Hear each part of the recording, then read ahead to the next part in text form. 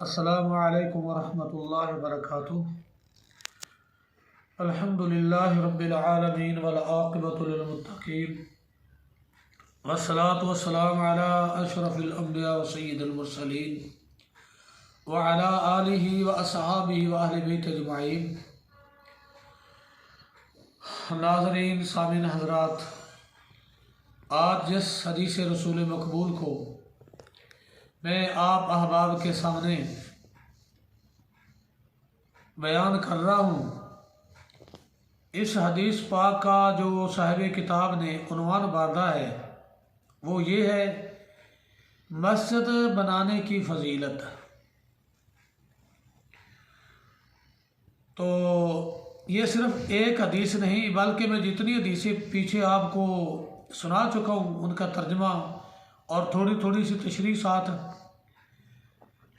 इसका मतलब ये नहीं है कि जितने उन्वानात बयान किए गए हैं उनके लिए सिर्फ एक हदीस आई है, बल्कि जितने मौजू हैं, जितने उन्वानात हैं, सब के लिए कई एक हदीस मुबारक हैं।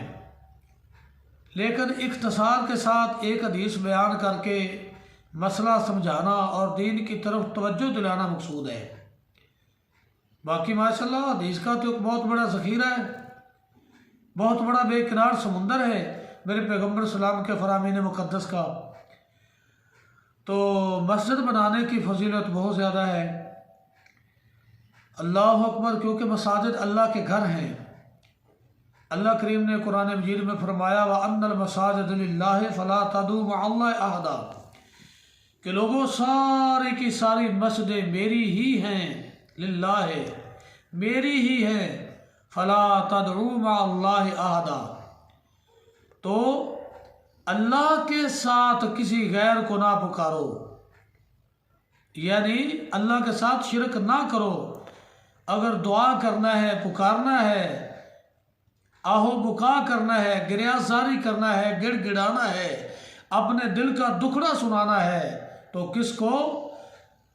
जो फरियाद रसा है, जो फरियाद को सुनने वाला है, उस अकेले अल्लाह ही को, उसके अलावा कोई ज़ात नहीं। बल्कि दूसरे मुकाम पे फरमाया, अल्लाहु अकबर, अम्मे युजीबुल मुज़्तर्रा इज़ा दआ, के दुखी लोगों की पुकार को अल्लाह के अलावा कोई भी सुनने वाला नहीं। वो यकता है, तन्हा है, इलाह है, माबूद है, मसजूद है, उसके अलावा कोई नहीं। तो इस हदीस पाक के रावी हज़रत उस्मान रज़ी अल्लाह ताला अन्हु है। हदीस पाक की इबारत सुनिए। अन उस्मान रज़ी अल्लाह ताला अन्हु क़ाल क़ाल रसूलुल्लाह सल्लल्लाहु अलैहि वालैहि वसल्लम, मन बना लिल्लाहि मस्जिदन बनल्लाहु लहू बैतन फिल जन्नह। इस हदीस पाक को इमाम मुस्लिम रहमतुल्लाह अलैह ने अपनी सही मुस्लिम शरीफ में नकल फरमाया है।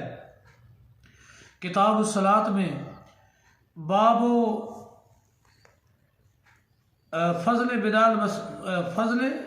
बिनाल मसाजिद, इस बाब में हदीस पाक को इमाम मुस्लिम लाए हैं रहमतुल्लाह अलैह। हज़रत उस्मान फरमाते हैं रज़ी अल्लाह ताला अन्हु कि प्यारे पैगम्बर अलैहिस्सलातु वस्सलाम ने फरमाया कि जो शख्स अल्लाह के लिए मस्जिद बनाता है, अल्लाह का घर तामीर करता है, बनल्लाहु लहू बैतन फिल जन्नह, ये ज़मीन पे अल्लाह की मस्जिद बनाता है, अल्लाह इस मुसलमान का, मस्जिद बनाने वाले का जो घर है, अल्लाह जन्नत में तामीर कर देता है। तो मेरे भाइयों, बंदे की ताकत और अल्लाह की ताकत में, बंदे की सखावत में और अल्लाह की सखावत में बहुत फ़र्क है।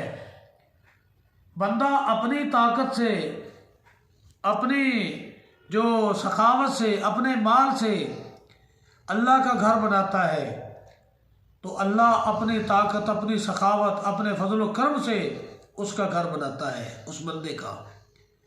बड़ा सस्ता सौदा है। अल्लाह हमें करने की तौफीक अता फरमाए, अल्लाह हमारे नसीबे में फरमाए।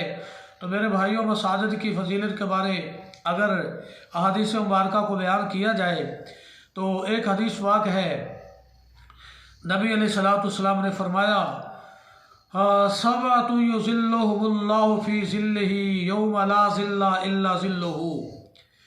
फरमाया लोगों, 7 किस्म के ऐसे लोग हैं, 7 किस्म के, जिनको अल्लाह हशर के दिन, क़यामत के दिन अल्लाह करीम उन 7 किस्म के लोगों को अपने अर्श अजीम का साया नसीब फरमाएगा, जबकि अल्लाह के अर्श के साए के अलावा नबी अलैहिस्सलाम ने फरमाया और कोई साया नहीं होगा।